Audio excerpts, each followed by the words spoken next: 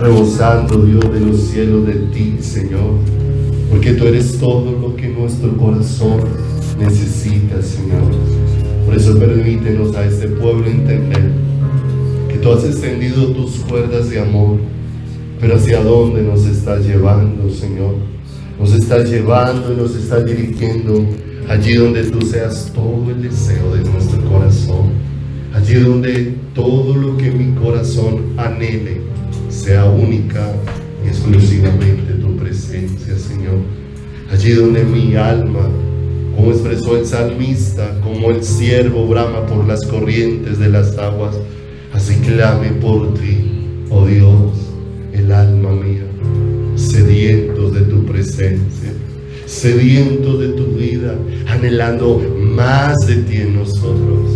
Que cada día, Señor, todo lo que yo soy se desvanezca, pero que todo lo que tú eres, Señor, se haga cada vez más visible y más palpable en cada una de nuestras vidas. Señor, te agradecemos este privilegio de reunirnos en tu nombre, Señor, esta gracia que aún nos concedes, Dios, de poder, Señor, reunirnos para que, instruidos por tu palabra, Señor, podamos entender, Señor, cada día, por la dirección de tu Espíritu, Dios, podamos recibir luz y ser afirmados en tu propósito, en tu voluntad, en el deseo de tu corazón, de tener un pueblo para ti, Señor, un pueblo que pueda decir, Señor, cada día transformado por tu poder: ¿a quién tengo yo en los cielos sino a ti? Y fuera de ti nada deseo en la tierra, Señor. Padre, gracias por amarnos y bendecirnos. Gracias por la obra que estás haciendo en nosotros. Gracias por fortalecernos. Gracias por renovarnos. Gracias por levantarnos. Gracias por atraernos hacia tu corazón. Gracias asimismo por permitirnos la disposición de honrarte con nuestro dar, de poder, Señor, responder en nuestro corazón a esa fidelidad tuya que se ha manifestado, Dios, sobre nuestras vidas, aún en todos aquellos asuntos físicos externos, Señor. Tú has sido fiel, has hecho llover sobre buenos y malos, Señor. Has hecho, Señor, manifestar tu gracia sobre justos e injustos.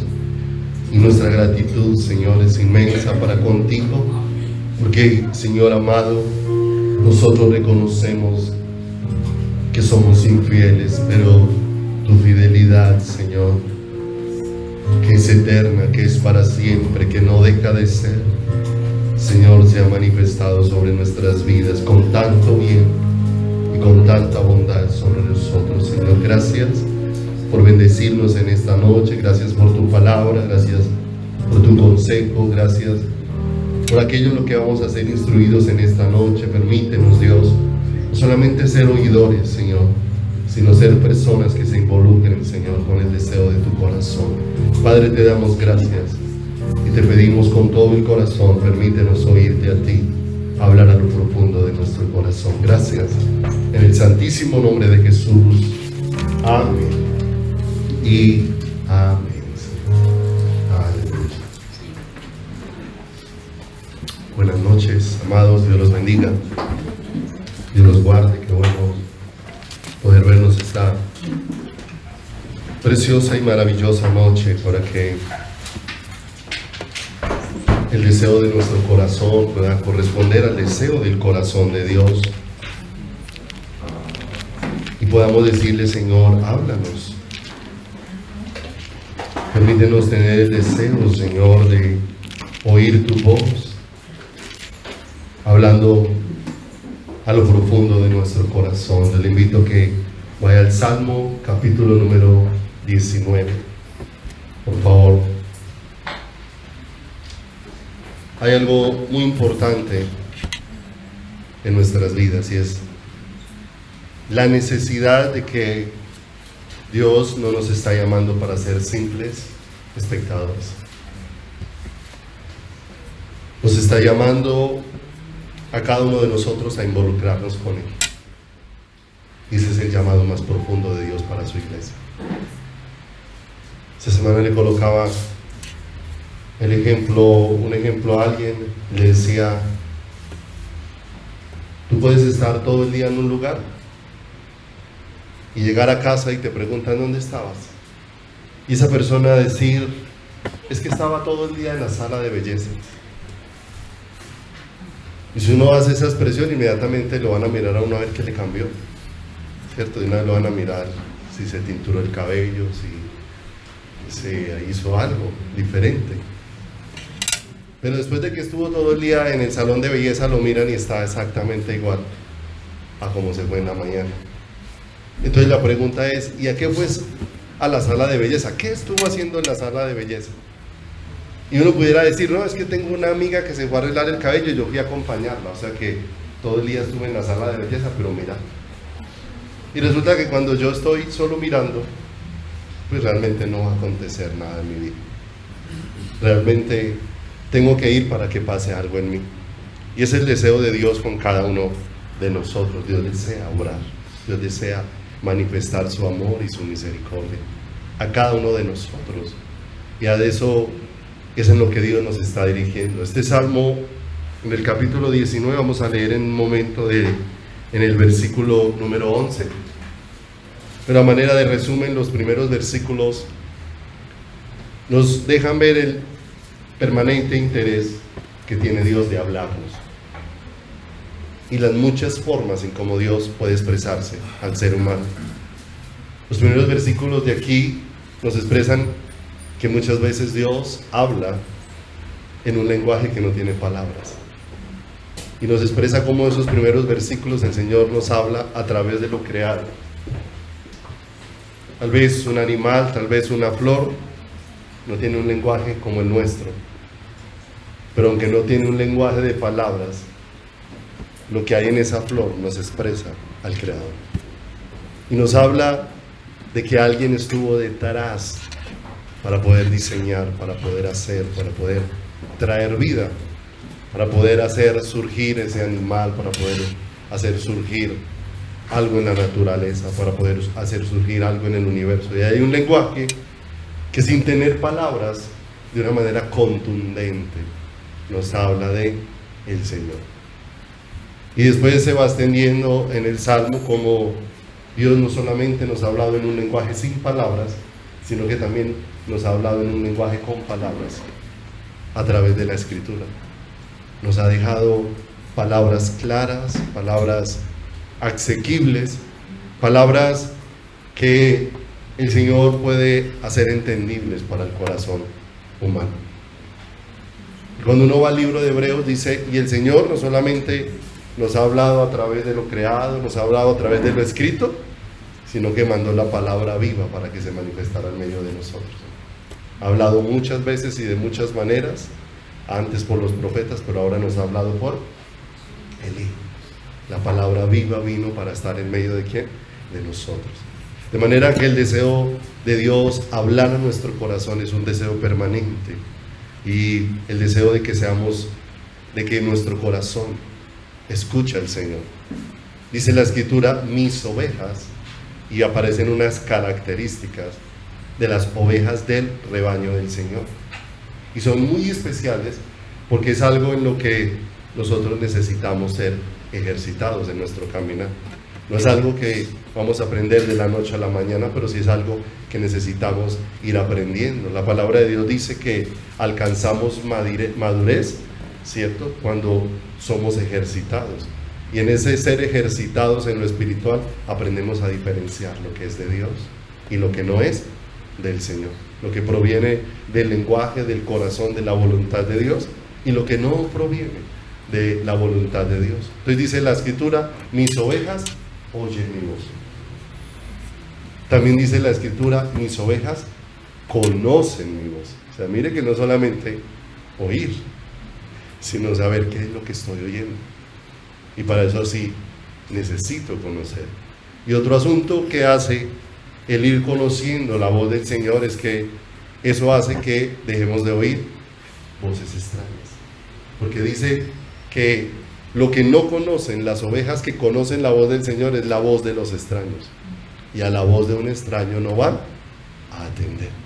Y entonces eso nos coloca en un deseo bien precioso, de que mi corazón no solamente quiera que el Señor le hable, sino que esté dispuesto y podamos correr a los brazos y decirle: Señor, yo necesito que hables a mi corazón. Porque mira lo que dice el verso número 10, como el Señor se ha expresado. Dice: tu siervo es además amonestado con ellos.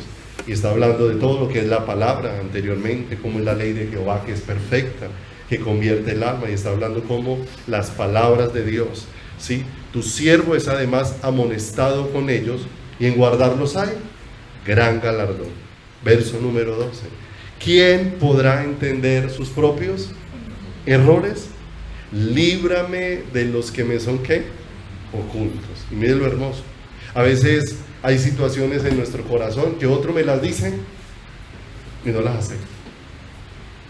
Y no acepto. Pero el asunto es cuando Dios es el que empieza a hablar a mi corazón, ¿qué argumento puede quedar en pie en mí para resistir aquel diagnóstico, aquellas cosas que Dios está hablando de cómo está mi vida? Y dice en el verso número 13 algo bien importante: preserva también a tu siervo de las soberbias. O sea, de esos momentos en que nos da por hacer nuestro parecer, de esos momentos en que nos da por meter la cabeza por donde no nos cabe, en esos momentos donde nos das embelecos en el corazón, en ese momento donde queremos abrazar cosas que realmente terminan alejándonos de el Señor en nuestro caminar. Preserva también a tu siervo de las soberbias, que no se enseñoreen de mí. Entonces seré íntegro y estaré limpio de gran rebelión. Verso 14. Sean gratos los dichos de mi boca y la meditación de mi corazón delante de ti, oh Jehová, roca mía y redentor mío. Y él empieza a hablar de algo bien tremendo que ha surgido de Dios en su corazón, que no solamente es lo que se pueda decir con sus labios, sino que es lo que está pasando dentro de su interior.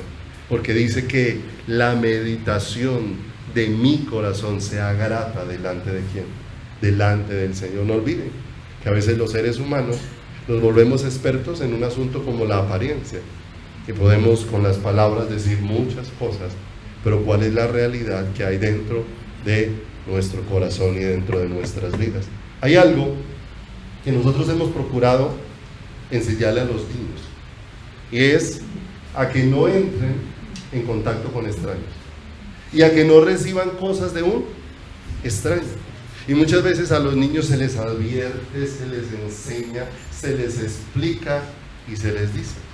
Alguna vez en un programa de televisión, en un noticiero, quisieron hacer una prueba. Niños muy instruidos en la advertencia de no hablar con extraños, de no recibir cosas de extraños. Después de recibir tantas advertencias, de pronto los dejaron descuidados en el ensayo que estaban haciendo y mandaron a un extraño, y el extraño en 2 minutos ya los llevaba de la mano con ellos, ¿cierto? Como si la advertencia no hubiera hecho ningún efecto. Pero cuando uno mira la razón de ser, uno dice, claro, el asunto es que realmente el niño no tiene la capacidad de diferenciar. Si al niño le ponen un lenguaje familiar, ¿cierto? Si a ese niño un desconocido le dice, yo sé que su papá se llama Juan, ya eso fue suficiente para que el niño entre en confianza. Nada más porque le dijo el nombre del papá, ya eso es suficiente para que el niño entró en confianza y se le olvidaron todas las advertencias, ¿cierto? Pero mire lo tremendo en relación con nosotros. ¿Cuántas veces se nos advierte acerca de la necesidad de atender al Señor para no terminar escuchando a un extraño, ¿cierto? Para no terminar escuchando una voz extraña que nos termine alejando de Dios? Pero a veces lo vemos como un asunto serio en los niños, pero no lo vemos como un asunto serio en nuestra relación con Dios.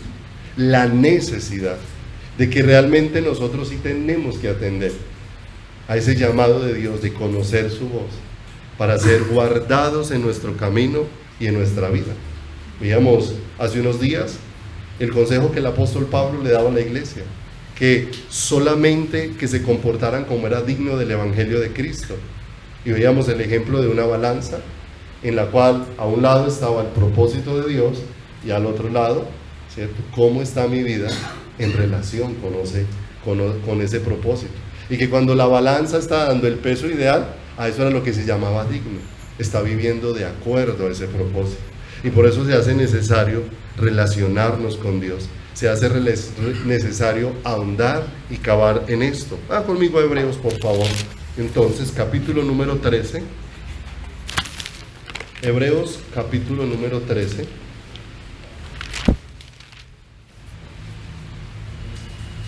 Versículo número 5.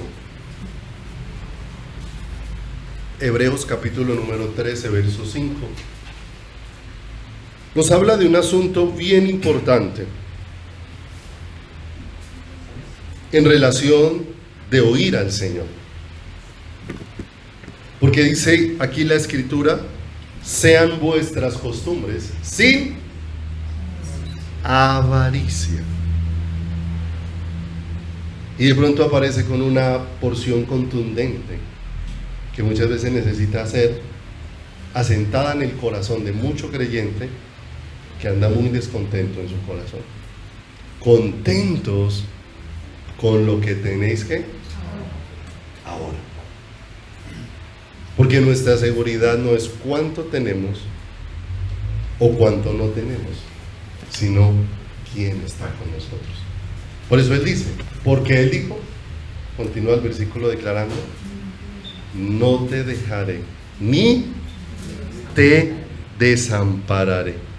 De manera que podemos decir confiadamente: el Señor es mi ayudador, no temeré lo que me pueda hacer ¿quién?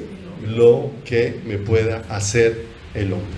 Y es muy tremendo, porque los deseos del corazón pueden terminar alejándonos de Dios cuando no entendemos el lenguaje de Dios. El Señor se acercó a los fariseos y les hablaba, y en un momento les dice: ¿por qué no entendéis mi lenguaje?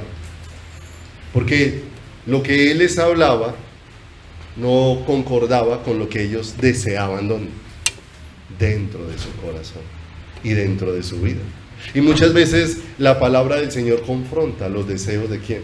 De nuestro corazón. No olvide que hay porciones de la Escritura que no son una carta abierta, sino son una prueba para el corazón.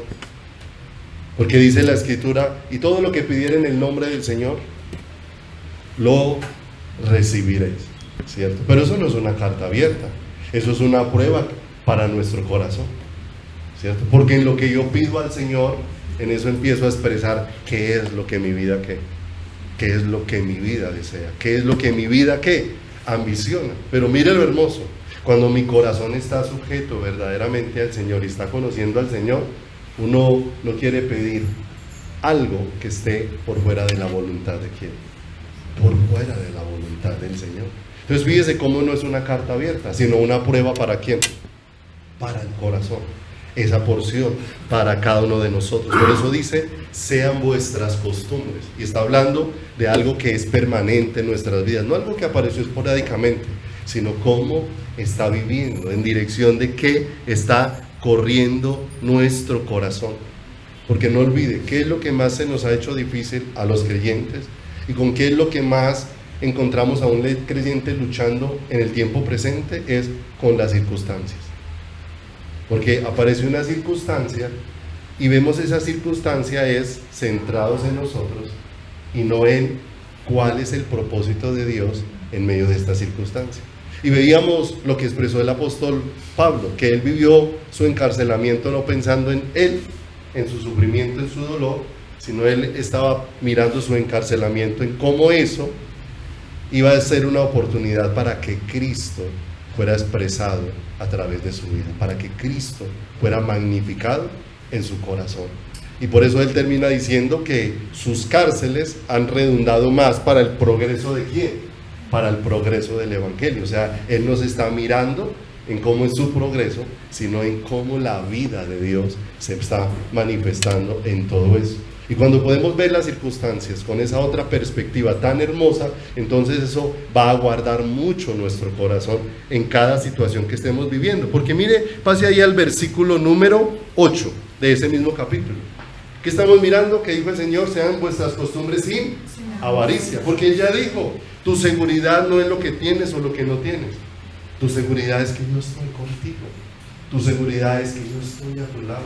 Yo soy el que te sostiene. Yo soy el que te fortalece. No olvide que mi fortaleza no son las buenas circunstancias o las malas circunstancias.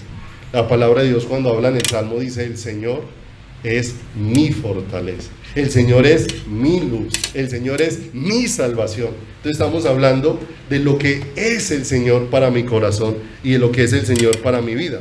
Y mire lo hermoso. Aborda de pronto un tema muy importante en el verso 8. Póngale cuidado porque dice: Jesucristo es el mismo ayer. Y ese ayer puede ser 100 años, 200 años, 1000 años, 2000 años, 3000 años, 5000 años. Es el mismo ayer, es el mismo hoy. Y no importa cuántos siglos pasen hacia adelante, va a seguir siendo ¿qué? El mismo. Y pareciera como que ese versículo, ¿para qué lo pusieron ahí? Y el Señor lo pone de manera contundente para lo que va a decir a continuación. Porque mire lo que les dice. Como Jesús no cambia, como el pensamiento, la voluntad, el propósito de Dios no cambia, entonces tengan cuidado para que lo que aprendan no lo saque del propósito.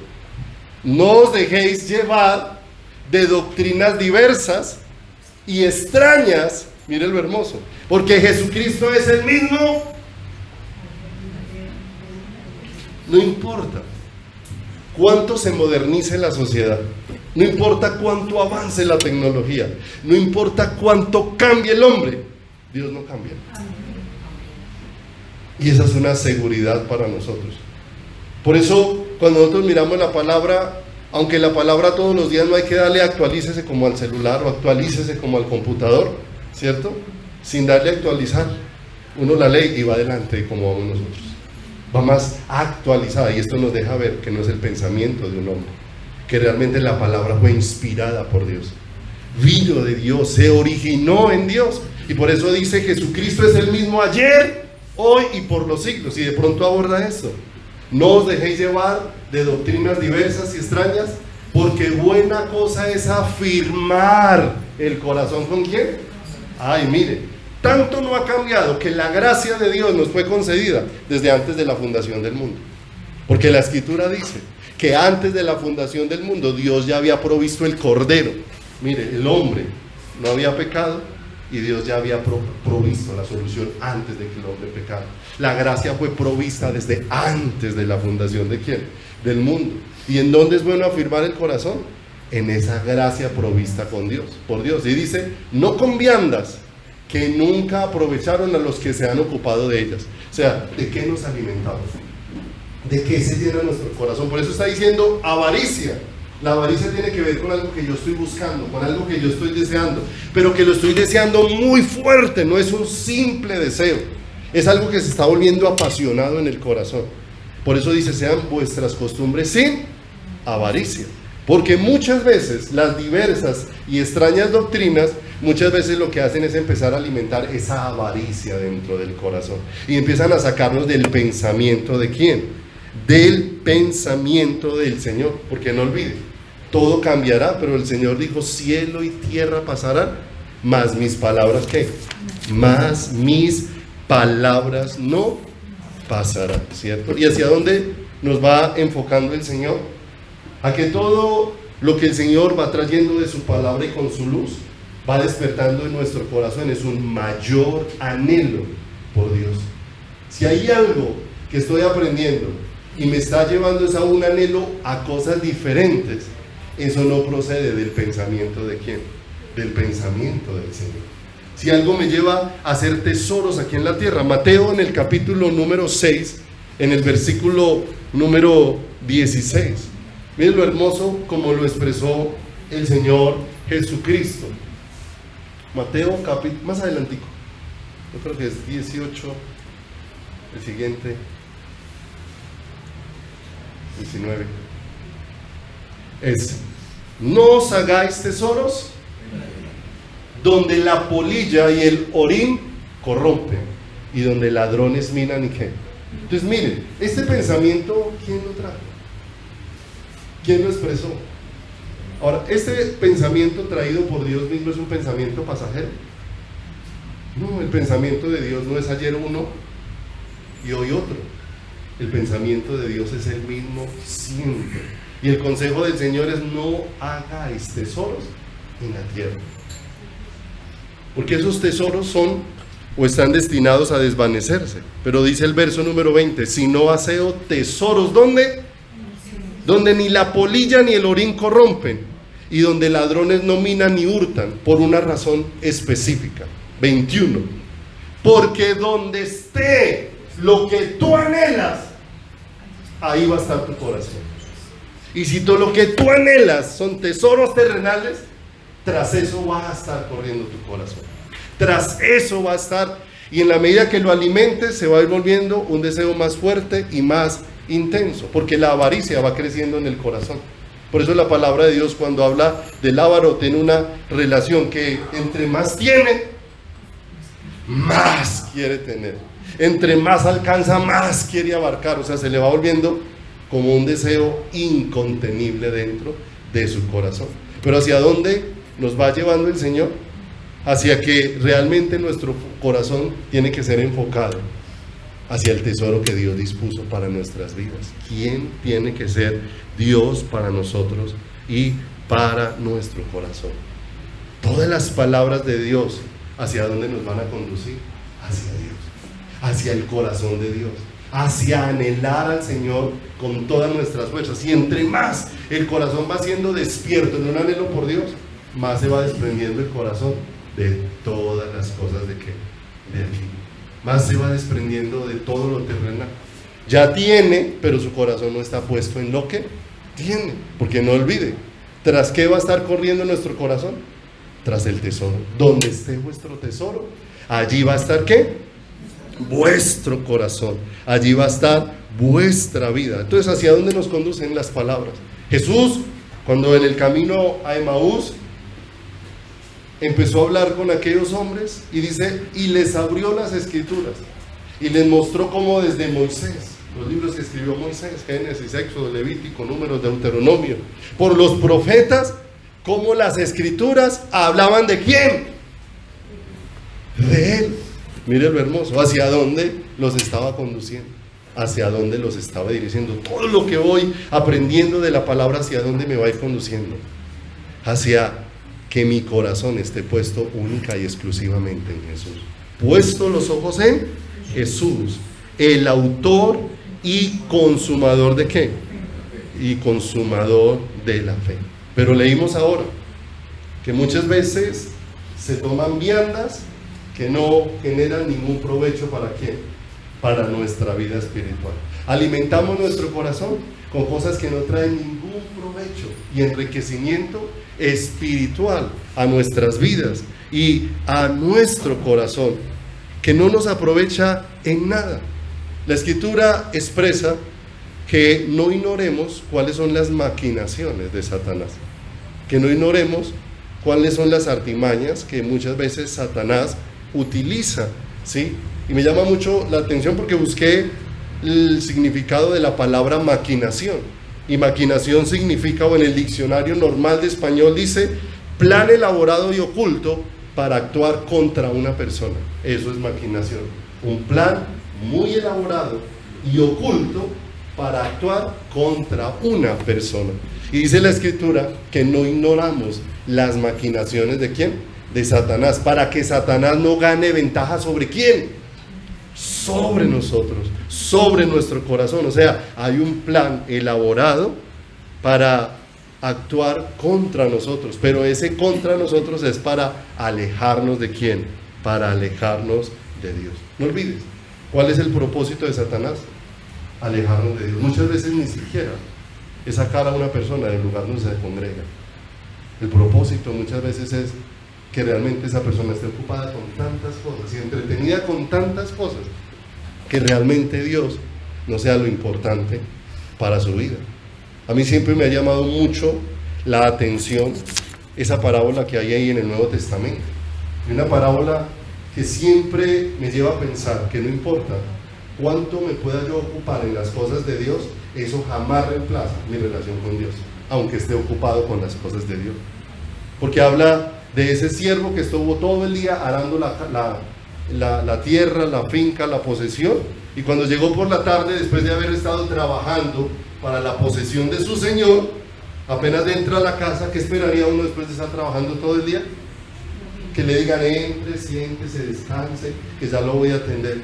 Y cuando entra, lo que le dice su señor es: entra, prepara la comida, me sirves a mí, después te sirves a ti, ¿cierto? O sea, no importa cuán ocupado haya estado en la obra, el ocuparse con la obra no reemplaza el atenderme a mí, no reemplaza el pasar tiempo conmigo. Hay algo que no puedes pasar por alto, hay algo que no puedes pasar por alto, y a veces nosotros nos conformamos en que si me ocupé mucho en algo, entonces ya le cumplí a quién, ya le cumplí al Señor. Y muchas veces no podemos pasar por alto que lo más importante y hacia donde Dios nos está conduciendo es hacia su corazón y hacia su vida. Pero ¿cuál es el propósito de Satanás?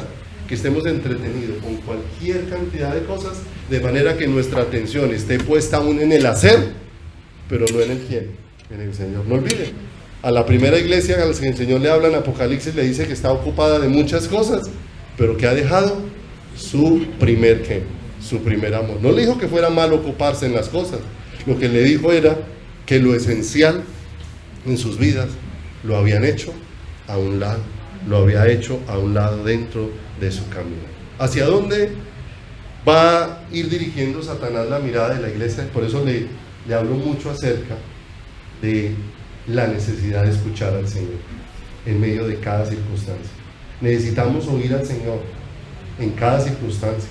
A veces nosotros pensamos que nuestra necesidad de Dios es mayor cuando hay dificultades, y crean, hay más necesidad de Dios cuando nos va bien, hay más necesidad de Dios. Corremos más peligro en las prosperidades que en las necesidades. Corremos más peligro cuando estamos llenos de salud que cuando estamos enfermos. Corremos más peligros, porque la tendencia a cuando todo está bien es a menguar mucho con el Señor, porque consideramos que como todo está tranquilo, mi necesidad del Señor no es. Y es que mi necesidad del Señor no es porque esté saliendo bien o porque esté saliendo mal. Mi necesidad del Señor es porque Él es la vida.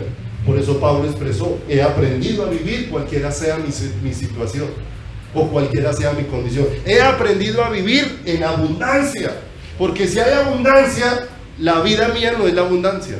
En la abundancia mi vida es el Señor. Y he aprendido a vivir en escasez. ¿Por qué he aprendido a vivir en escasez? Porque lo que falta no es lo que me quita la vida, porque aún en la escasez la vida para mí es ¿quién? La vida para mí es Jesús cuando estoy sano. La vida para mí es Jesús cuando estoy enfermo. La vida para mí es Jesús cuando todo está en calma. La vida para mí es Jesús cuando todo está tormentoso. Porque la vida es una persona, y es allí hacia donde Dios nos está ¿qué? Dirigiendo y afirmando en nuestro caminar. Porque si hay algo a donde Satanás quiere dirigirnos, es a que nosotros pongamos la mirada en ¿quién? En nosotros mismos.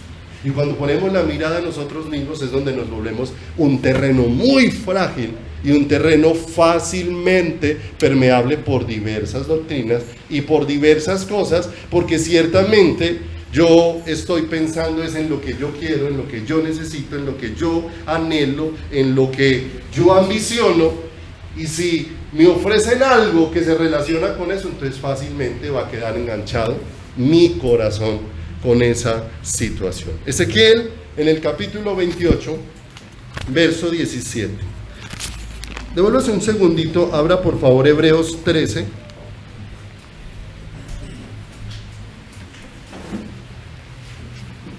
Trece, 8.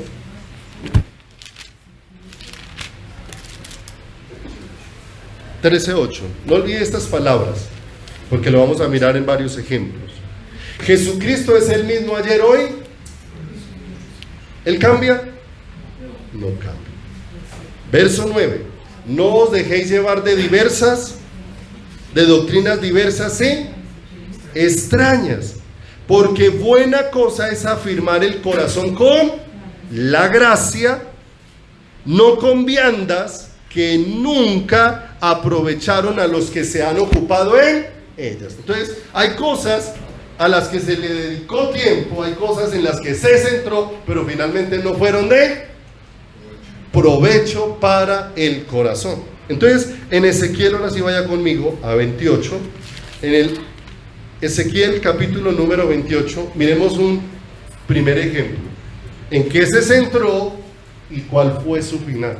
Porque todo esto nos va a ayudar a ir aprendiendo dónde tiene que estar puesta nuestra mirada y cómo Dios, a través de lo que nos va enseñando, nos va direccionando hacia Él.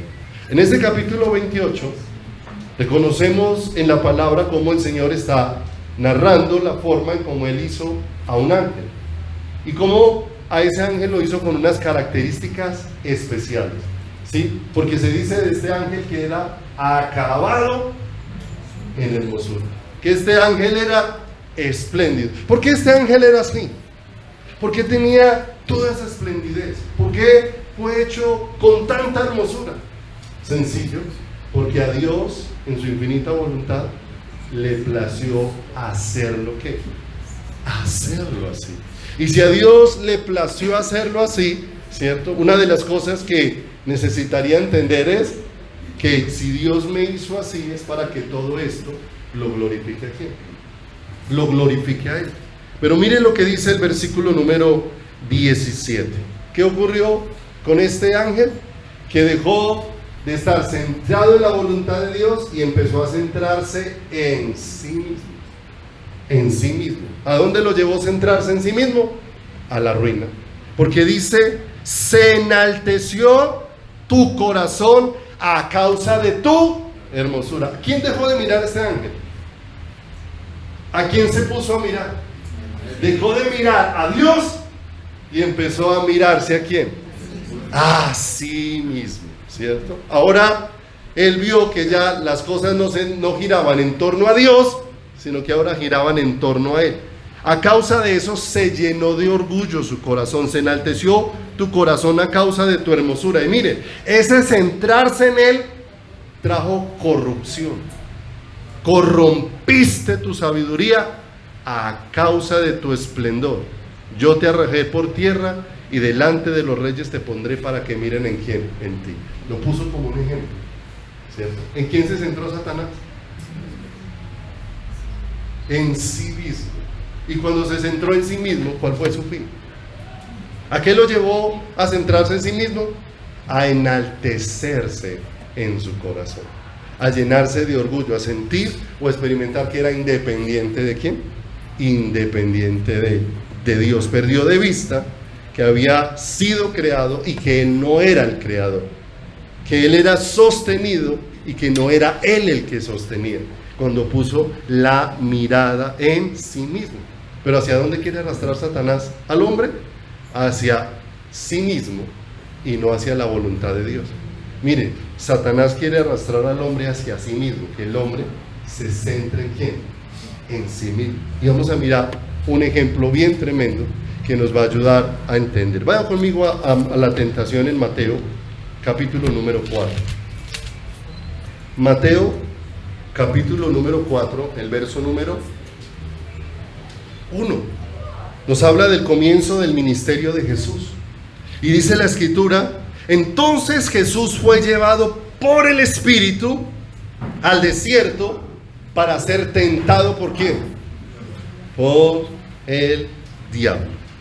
Y después de haber ayunado 40 días y 40 noches, tuvo que apareció una necesidad en la humanidad ¿de quién?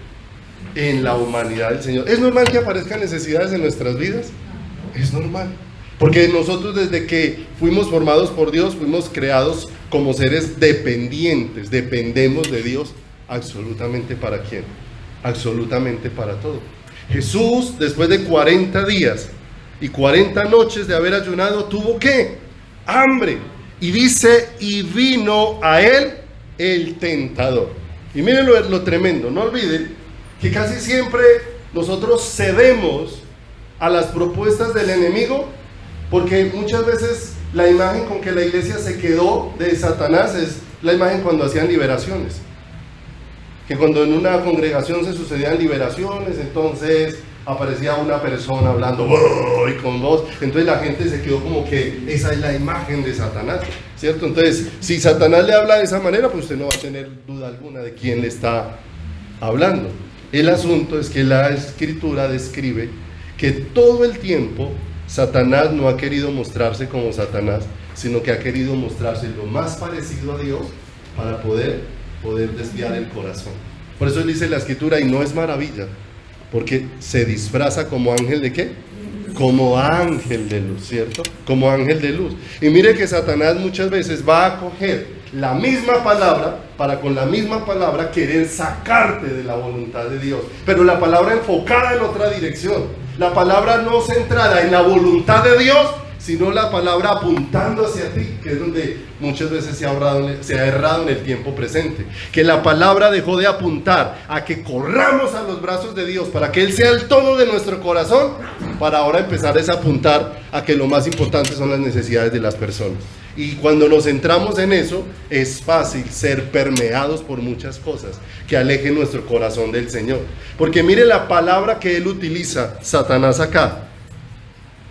Verso 3. Y vino el tentador y le dijo: si eres ¿qué? Hijo de Dios. Y miren lo tremendo. Está utilizando algo que Dios dijo. Si se devuelve, y algo fresquito, algo reciente, si se devuelve ahí al capítulo número 3, al verso número 16, acaba de pasar el bautismo de Jesús. Y en el bautismo de Jesús aconteció algo maravilloso, extraordinario de parte de Dios, que identificó delante de todos que ese que estaba siendo bautizado ahí no era cualquier ser humano, era el elegido por Dios. Es más, uno de los sorprendidos en ese bautismo era Juan el Bautista, porque Juan expresó que el Señor le había dicho, el que lo había enviado a bautizar le había dicho: sobre el que veas descender el Espíritu Santo, ese es. Y miren lo tremendo, recibió confirmación de esto. Dice en el verso número 16, y Jesús después, 3:16, y Jesús después que fue bautizado, subió luego del agua, y aquí los cielos fueron abiertos, y vio al Espíritu de Dios que descendía como paloma y venía sobre él. Y hubo una voz de los cielos. ¿De dónde provino esa voz? Una voz audible, contundente, que decía: este es mi Hijo amado, en quien tengo que. Miren lo hermoso. ¿Quién había dicho esas palabras? El Padre. Las había expresado. ¿Y ahora qué hizo Satanás? Cogió las palabras del Padre y con las mismas palabras del Padre va a venir a tentar a Jesús. Se te fue dicho que tú eres hijo de Dios. Entonces, si eres hijo de Dios y tienes necesidades, pues que Dios se las supla. Pues que Dios se las supla. Dígale a estas piedras que se conviertan en pan, ¿sí o no? ¿A qué apuntó Satanás? A una necesidad. Pero con esa necesidad, apuntando a esa necesidad, ¿qué quería hacer? Sacar a Jesús de la voluntad de ¿quién? Del Padre. Miren muchas veces cómo las necesidades nuestras pueden ser un gancho para que nosotros terminemos yendo tras doctrinas, tras enseñanzas y tras cosas que nos llevan a abrazar es la avaricia y no la voluntad de Dios. La Escritura ha dicho que nuestro afán no sea por qué comer ni por qué vestir. Y el Señor ha dicho que nos detengamos y aún miremos el ámbito natural, que miremos las aves del campo, que no siembran, que no ciegan, que no guardan en granero, y dice: y vuestro Padre Celestial, ¿qué hace con ellas?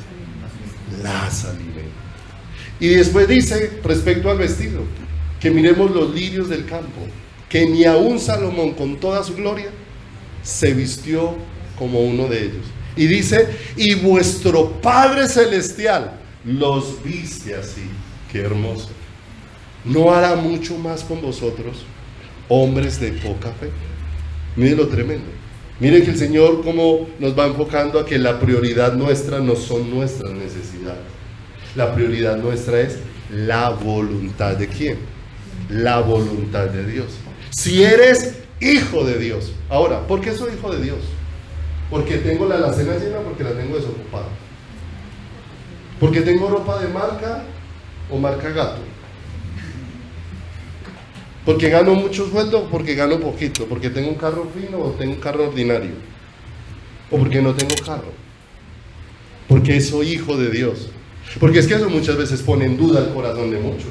Y más hoy en día con doctrinas extrañas que le dice, si usted es hijo de Dios, tiene que tener. Porque si Dios es dueño de todo y usted es el hijo del dueño de todo, reclame. Y usted ahí lleno de necesidades y deudas, entonces claro, se le hambrió la ambición. Y ahora usted se volvió una persona que quiere tener de todo, pero su corazón sigue frío e impávido con el Señor, sigue con la misma indiferencia con el Señor. No ha encontrado al Señor. Por eso la añadidura no da vida. No importa cuánto se te añada, la añadidura no da vida. Ay, que es que yo sentía que no tenía, que me sentía vacío y solo cuando pagaba arriendo, y ahora tiene 10 casas alquiladas de las que vive y se sigue igual de vacío. Venga, ¿y por qué ya tiene más añadidura y se sigue sintiendo igual? Porque la añadidura no puede darte vida, no importa cuánto te sea que añadido.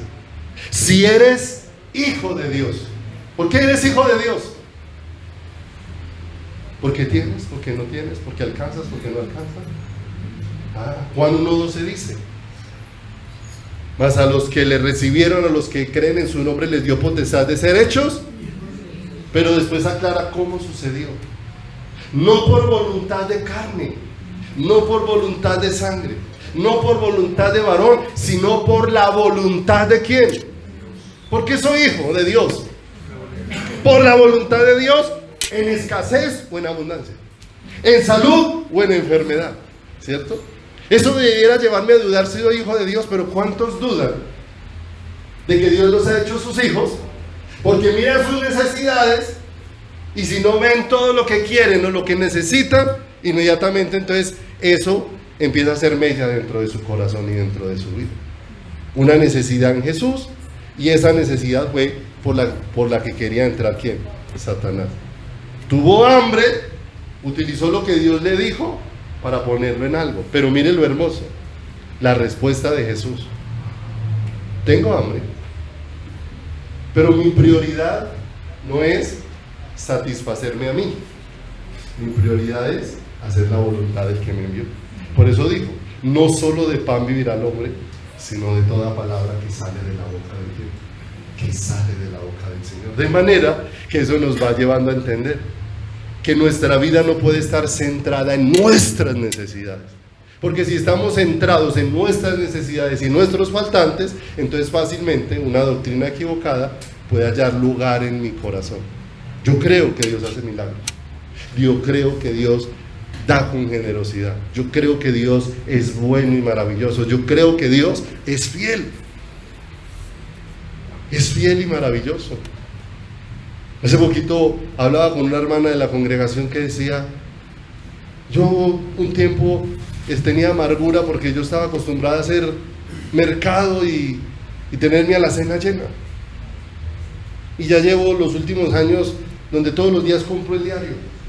Pero ¿sabe qué pasó? He aprendido en este último tiempo de que igual mi felicidad no es la alacena llena o comprar el diario, mi felicidad es ¿quién? Mi felicidad es el Señor. Porque con la alacena llena no me acosté sin comer, y comprando el diario no me ha costado sin comer. ¡Ay, qué maravilloso! Cómo eso empieza a pesar dentro del corazón del hombre. Entonces, cuando eso empieza a ser afirmado el corazón, ¿qué avaricia puede ser alimentada dentro de ti? Si tú ya empiezas a tener una plenitud dentro de ¿qué? Dentro de tu vida. Por eso leímos allá en el Salmo, que el Señor nos guarde de las soberbias de nuestro corazón, donde esos momentos donde nos centramos, no olvide, ¿a qué lo lleva la soberbia? A centrarse es en lo que yo quiero, en lo que yo deseo, en lo que yo anhelo, en lo que a mí me parece. ¿Hacia dónde va a apuntar tantas veces Satanás, cogiendo la palabra de Dios, muchas veces no va a apuntar hacia Dios, sino va a apuntar a que tú te vuelvas el qué, te vuelvas el centro.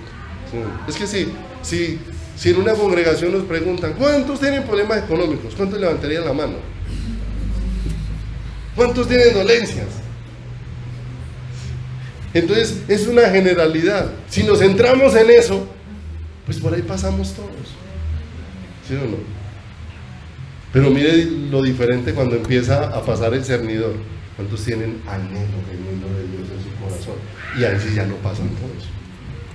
Y hacia allá, hacia donde Dios nos quiere dirigir. Mateo 16, 21, mire lo tremendo, hacia dónde va dirigiendo el Señor nuestro corazón. Mateo en el capítulo número 16, en el verso número 21. Lo que Jesús va a empezar a hablar es el cumplimiento de la promesa más excepcional que Dios nos ha dado. Y era enviar a su Hijo en rescate por nosotros. Y dice en el verso número 21, desde entonces comenzó Jesús a declarar a sus discípulos que le era necesario ir a Jerusalén y padecer mucho de los ancianos y de los principales sacerdotes y de los escribas, y ser muerto y resucitar al tercer ¿qué? Todo lo que el Señor está diciendo aquí, lo está diciendo en relación, yo he venido para hacer la voluntad de ¿quién? Y muchas veces lo expresó, no he venido para hacer mi voluntad, sino la voluntad del que me envió. Y aún en el huerto del Getsemaní, nuevamente humilla su corazón diciéndole al Señor, si te es posible pasa de mí esta copa, pero que no sea lo que yo quiero, sino lo que sea que tu voluntad. Y le está compartiendo a los discípulos lo que es necesario. Ya va rumbo a Jerusalén porque así está dispuesto por Dios. Entró a Jerusalén el día dispuesto por Dios, y todas las cosas sucedieron como habían sido dispuestas por ¿quién? Por el Señor, en el momento dispuesto por Dios. Pero miren lo que aparece en el verso 22. Jesús le está diciendo a Pedro, voy a Jerusalén, voy a ser despreciado, voy a ser golpeado, voy a morir, pero al tercer día voy a resucitar.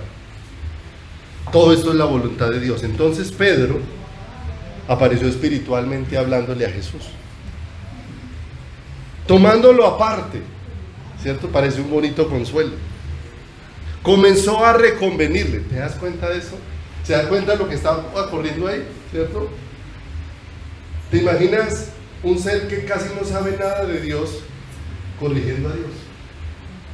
Comenzó a reconvenirle, diciendo, Señor, pobrecito tú, que esto no te pase. Señor, ten compasión de ti, en ninguna manera esto te ¿qué? Te acontezca, ¿sí o no? ¿Hacia dónde estaba apuntando? Mire lo que Pedro le está diciendo. Señor, deje de mirar la voluntad del Padre y mírese usted. Mírese, qué pesar de que a usted le pase eso. ¿Usted no ha visto que muchas veces nosotros en un consejo le apuntamos esa a la persona? ¡Ay, pobrecito! Y apuntamos esa a la persona y no a Dios. Y mire lo que el Señor le dijo en el verso número 23. Pero él, volviéndose, dijo a Pedro, quítate delante de mí, Satanás. O sea, el pensamiento que estás teniendo no proviene de Dios. Porque tú me estás hablando de renunciar a la voluntad de Dios para centrarme en mí. Quítate delante de mí, Satanás, me eres tropiezo. Mire lo hermoso. Porque no pones la mira en las cosas de quién, sino en las de los hombres. Mire lo tremendo y lo bonito, ¿sí o no? Nuevamente, ¿a qué estaba apuntando? A una necesidad. No sufras, no pase por ahí, porque hay algo que queremos nosotros evitar a toda costa: el sufrimiento. Pero ¿cuántas veces es necesario para que este corazón tan endurecido, tantas veces a través de esas circunstancias, Dios lo ablande para él, y Dios lo ensanche para él, y Dios lo toque para que pueda ser abierto para quién? Para el Señor. Pero se dan cuenta que Satanás se centró en sí mismo y por centrarse en sí mismo perdió el lugar de privilegio que le había sido ¿qué? Dado, y dejó de ser lo que Dios había dispuesto para él. Ahora, ¿qué busca? Que el ser humano haga lo mismo, que el ser humano se centre en sus necesidades, en sus ambiciones, en lo que quiere, y finalmente con eso termina sacándolo de la voluntad de Dios con la palabra de Dios, ¿cierto? Con la palabra de Dios fuera de contexto, con la palabra de Dios apuntando en otra dirección. Si usted mira, las palabras de Pedro a Jesús son tiernas y parecen palabras de amor y parecen palabras muy compasivas. Señor, no te acontezca eso, que no pases por esa situación. Y mire que el Señor no le dijo, gracias Pedro, tú entiendes lo que te voy a pasar. ¿Qué le dijo? No, Pedro, no pones la mira en las cosas de que es más importante la voluntad de Dios que mi necesidad. Y Dios es tan bueno que haciendo su voluntad cubre mi necesidad, ¿cierto? Por eso dice, si el Señor es mi pastor, nada me faltará, porque Él es suficiente para mi vida. Él es suficiente para llenar mi corazón. ¿Hacia dónde muchas veces nos quiere centrar esto? Hacia la voluntad del hombre y no hacia la voluntad de Dios. Por eso todo lo que a mí me enseñen que apunte es a que yo sea el centro, me va a separar de quién, me va a separar del Señor. Porque eso no se trata de complacerte a ti, porque por complacernos a nosotros fue que terminamos alejados de Dios y separados de su voluntad. ¿Hacia dónde nos está llevando Dios de regreso? Hacia su corazón. ¿Qué es lo que Dios desea? Quitar lo que ha estorbado. Las ambiciones han estorbado nuestra búsqueda de Dios. Los deseos impuros y perversos han estorbado una búsqueda genuina de Dios. ¿Cómo darle lugar a que eso sea alimentado en nuestras vidas y se vuelva un mayor estorbo en nuestros corazones y en nuestro camino? La semana entrante vamos entonces a ahondar un poco en esto para mirar algunos ejemplos dentro de la palabra, porque vamos a encontrar cantidad de ejemplos en la Biblia, como decía ahora, de gente que comió ciertas viandas, pero dice, pero mire cuál fue su final. Mire cuál fue el final de Saúl. Saúl decidió alimentarse, de obedecer a Dios a medias, tomar en parte y otra parte decidirla a quién. Y uno mira cómo fue el final de Saúl. Y así vamos a mirar varios ejemplos que nos sirven para aprender. No porque seamos mejores, no, de ninguna manera. No porque seamos capaces, sino porque estas cosas van desnudando nuestro corazón para caer y decirle, uy Señor, ayúdame, Señor, porque tal vez yo no soy consciente de que me gusta el dinero, y tal vez si alguien llega a pintarme dinero, Señor, si tú no me guardas, yo pudiera irme tras esa luz artificial y pudiera dejarte a ti. Y empezamos a clamar al Señor como clamado ahí en el Salmo que empezamos leyendo, porque Él está suplicando al Señor es, guárdame Señor, presérvame de las soberbias de mi corazón, no sea que algo, yo sienta que necesito algo y alguien me lo ofrezca y resulte yo desenganchado con eso y termines dejándote a ti la fuente de vida eterna, como lo dijo el Señor en Jeremías, porque dos males ha hecho mi pueblo, me dejaron a mí fuente de vida eterna y cavaron para sí cisternas rotas que no retienen agua. Y sabe que nosotros no fuimos creados para arder por las cosas terrenales. Nosotros fuimos creados para que nuestro corazón arda por el Señor. Jeremías dijo, me sedujiste, Señor, y me dejé seducir. Fuiste más fuerte que yo y me venciste. Cuando Jeremías dijo, uy, hablar del Señor me causa tanto sufrimiento.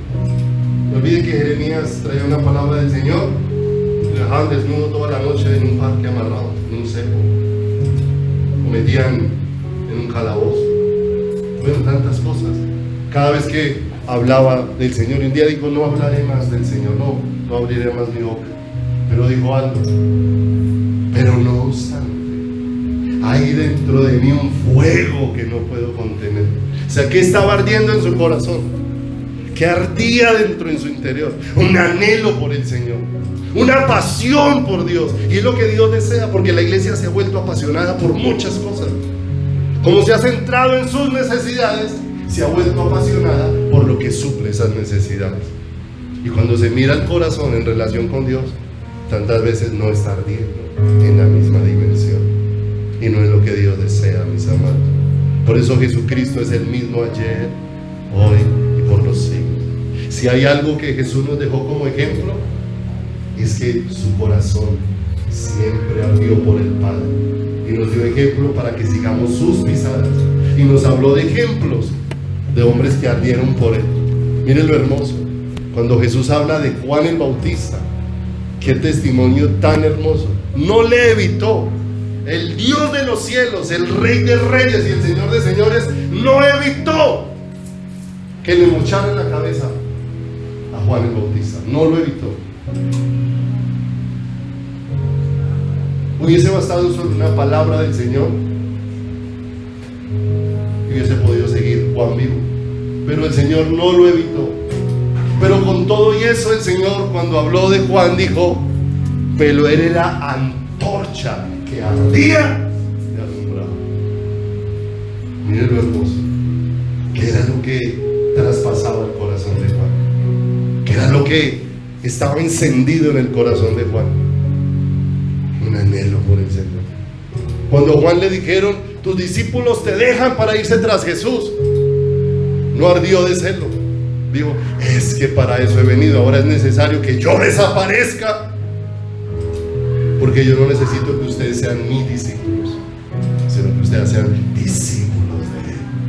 Y qué hermoso, porque allá es a donde Dios nos está dirigiendo con todo el corazón, porque Jesús no ha cambiado. Pero si no entendemos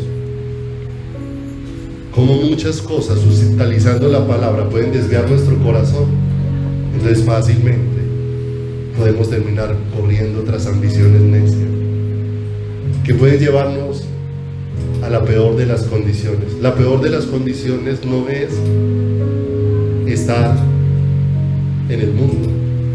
La peor de las condiciones es estar en una iglesia alabando a Dios, leyendo la Biblia, orando a alguien por el que mi corazón no está ardiendo. Esa es la peor condición. Por eso el Señor dijo: mejor es ser frío o caliente, pero no tibio. Porque la peor condición es que como pueblo seamos un pueblo que cantamos, pero mi pasión es otra. Lo que hace cantar nuestro corazón es su presencia.